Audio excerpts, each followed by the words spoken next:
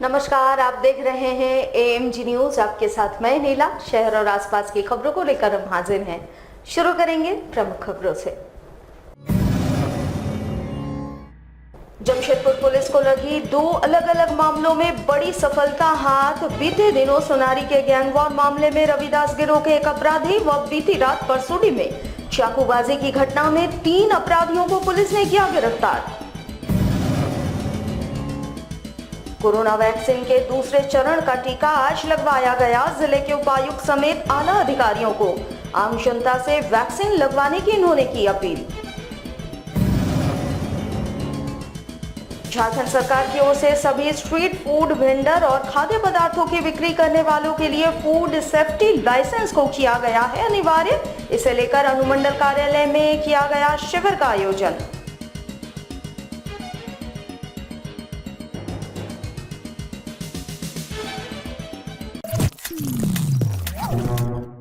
अब खबरें विस्तार से।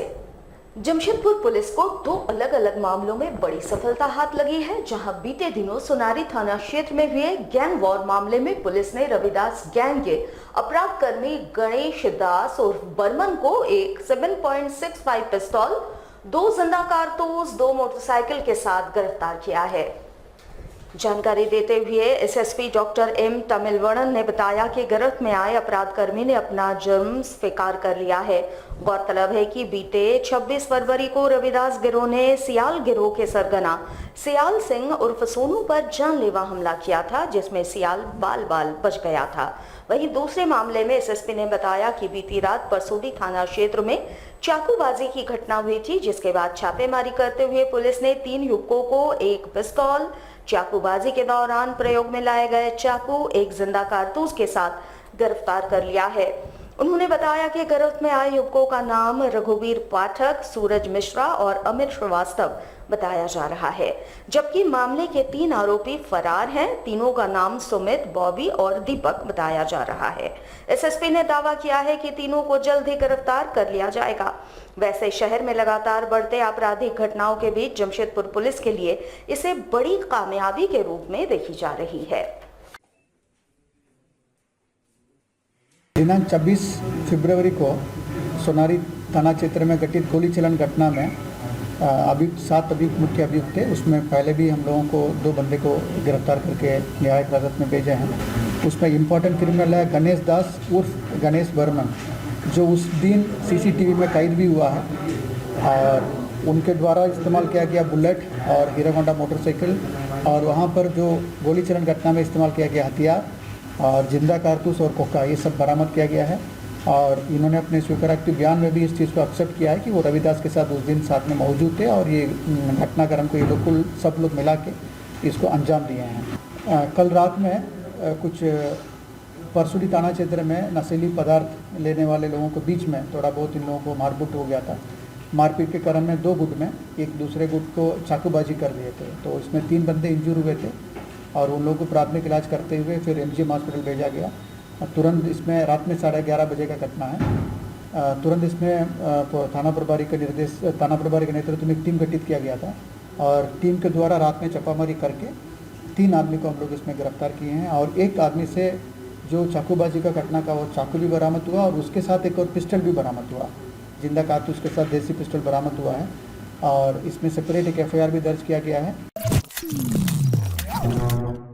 जमशेदपुर जिले के उपायुक्त समेत कई आला अधिकारियों ने गुरुवार को कोरोना वैक्सीन का दूसरा डोज लगवाया। इस दौरान जिले के उपायुक्त ने जिले के वासियों से अपनी बारी आने पर वैक्सीन लगवाए जाने की अपील की।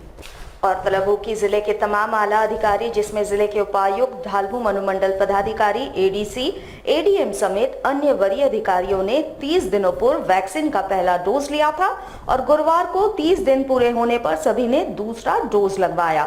इस दौरान जिले के उपायुक्त ने कहा कि भारत में बनी स्वदेशी वैक्सीन बिल्कुल ही सुरक्षित है और सभी लोगों को अपनी बारी आने पर वैक्सीन जरूर लगवानी चाहिए। वर्ष 2020 कोरोना के संक्रमण के कारण काफ़ी परेशानियों से बीता था और वर्ष 2021 अलग अलग टीका के साथ में एक नई उम्मीद की जोड़ लेके भी आया। इसी क्रम में आज ये मेरा दूसरा डोज यहाँ पे मुझे रेड क्रॉस वालों ने दे दिया गया है। मैं समस्त लोगों से अपील करता हूँ कि कोरोना की वैक्सीन पूरी तरीके से सेफ़ है। फर्स्ट डोज के बाद ही मुझे किसी प्रकार की परेशानी नहीं हुई थी। सेकेंड डोज मुझे लग गया, मुझे किसी प्रकार की कोई परेशानी नहीं हुई। ये डोज पूरे तरीके से सेफ़ है, तो सभी लोग जो है इसका वैक्सीनेशन जरूर कराएं। जो थर्ड फेज़ है उसमें हम लोगों ने प्राइवेट लोगों के लिए भी ये वैक्सीनेशन जो है शुरू कर दिया है, जिसमें कि 60 वर्ष से ऊपर के समस्त लोग वो अपना रजिस्ट्रेशन करवा के इमीडिएटली वैक्सीन की लाभ प्राप्त कर सकते हैं। साथ ही साथ 45 से 60 वर्ष के लोग अगर उनको कोई कोमॉर्बिडिटी है जो लिस्टेड है तो उसकी वैक्सीनेशन आराम से की जा सकती है। झारखंड सरकार की ओर से सभी स्ट्रीट फूड वेंडर और खाद्य पदार्थों की बिक्री करने वालों के लिए फूड सेफ्टी लाइसेंस अनिवार्य कर दिया गया है। इसको देखते हुए जमशेदपुर जिला प्रशासन की ओर से अनुमंडल कार्यालय परिसर में 1 दिवसीय शिविर का आयोजन किया गया। इसमें खाद्य पदार्थों के कारोबारियों के लिए फूड सेफ्टी लाइसेंस बनाने संबंधी प्रक्रिया की गई। जानकारी देते हुए फूड इंस्पेक्टर जयश्री ने बताया कि सरकार के निर्देश के बाद इस कैंप का आयोजन किया जा रहा है। इसके लेने से खाद्य पदार्थों से संबंधित कारोबार करने वाले लोगों को सहूलियत होगी और वो परेशानियों से बच सकेंगे। वैसे राज्य सरकार के निर्देश के बाद पूरे राज्य में फूड सेफ्टी लाइसेंस बनाने की प्रक्रिया में तेजी आ गई है। हर जिले में कैंप लगाकर इसकी प्रक्रिया शुरू कर दी गई है। वैसे इसके लिए ऑनलाइन आवेदन भी किया जा सकता है। फिट इंडिया राइट मूवमेंट चल रही है FSSAI की तरफ से, जिसके अंतर्गत राज्य सरकार द्वारा हम लोग को निर्देशित किया गया है कि कैंप लगा करके लोगों का जो खाद्य कारोबारी है उनका लाइसेंस रजिस्ट्रेशन करवाना है। इसलिए आज कैंप लगाया जा रहा है। ये सभी तरह के खाद्य कारोबारियों के लिए है, जिसमें कि ठेले वाले से लेकर ठेले खोमचे वाले से लेकर होटल वाले, रेस्टोरेंट, रिटेलर, ट्रेडर्स हैं, सबके लिए है। ये 1 दिवसीय कैंप है। कैंप के लिए लोग ऑनलाइन आवेदन करेंगे। यहाँ ऑनलाइन आवेदन की सुविधा होगी। ऑन द स्पॉट उनको रिसीविंग दिया जाएगा। लाइसेंस मिल जाएगा 1-2 दिन में, या हो सके तो आज ही हम लोग जनरेट करेंगे। जमशेदपुर में जनसंख्या समाधान फाउंडेशन के तत्वावधान में आगामी 13 मार्च को काशीडी दुर्गा पूजा मैदान में जनसभा का आयोजन होगा, जिसमें जनसंख्या नियंत्रण विषय पर चर्चा की जाएगी। फाउंडेशन के संचालन समिति के अध्यक्ष अभय सिंह ने इसकी जानकारी एक वार्ता के दौरान दी। इस सभा में RSS के केंद्रीय सदस्य डॉक्टर इंद्रेश कुमार मुख्य वक्ता के रूप में उपस्थित रहेंगे। जानकारी देते हुए अभय सिंह ने बताया कि देश में जनसंख्या अब सबसे बड़ी समस्या बनने जा रही है और इस पर नियंत्रण बहुत जरूरी है। देश के सभी निवासियों को जाति, धर्म, संप्रदाय से ऊपर उठकर इस विषय पर आगे आकर देश में जनसंख्या नियंत्रण कानून को लागू करवाना चाहिए।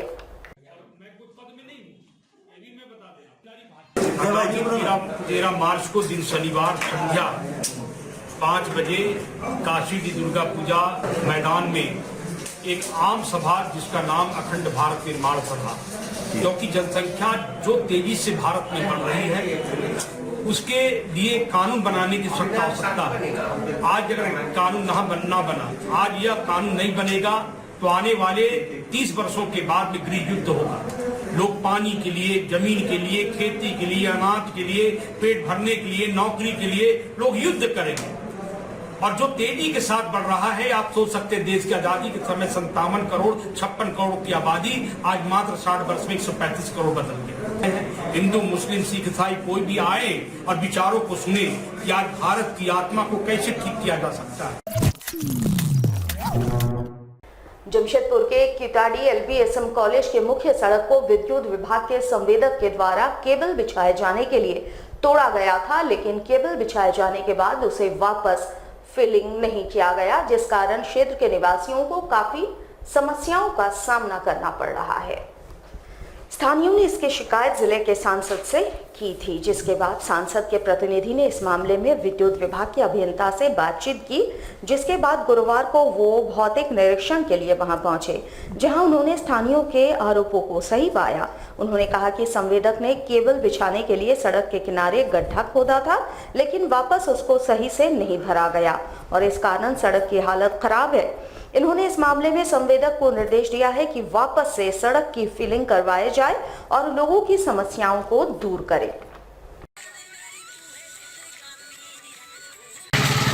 11 kV का लाइन लेआउट करने के लिए पूरा सड़क को जो खोदा जा रहा है पूरे पंचायत क्षेत्र में, और इस काम को जो लोग कर रहे हैं पूरी ठीक तरीके से उसको नहीं कर रहे थे। काम करने के बाद मिट्टी को जैसे तैसे ही छोड़ा जा रहा था। सभी राहगीर को और आने जाने वाले लोगों को काफ़ी परेशानी का सामना करना पड़ा। इस बात को लेकर क्षेत्र के कई लोगों ने अपना शिकायत दर्ज सांसद महोदय के पास किया था, और उसके निर्देश पे कल मैंने बिजली विभाग के एक्जीक्यूटिव इंजीनियर प्रदीप विश्वकर्मा जी से मैंने मुलाकात की। इस तरह में पाया गया कि इनको गलत रिपोर्टिंग किया गया था कि सारा काम कर दिया गया है, मिट्टी को रीस्टोर कर दिया गया है। ये गलत था। आज उन्होंने देखा है और सभी लोगों को जो इनके अंडर में इनका सारा काम चल रहा था, सारे लोगों को इन्होंने बुलाया है और अपने मातहतों को निर्देश दिया है कि आज से लेकर कल तक में ये सारी मिट्टी जो है, जो हटाया गया है, बोल्डर जो निकला है, सड़क को रीस्टोर करना है।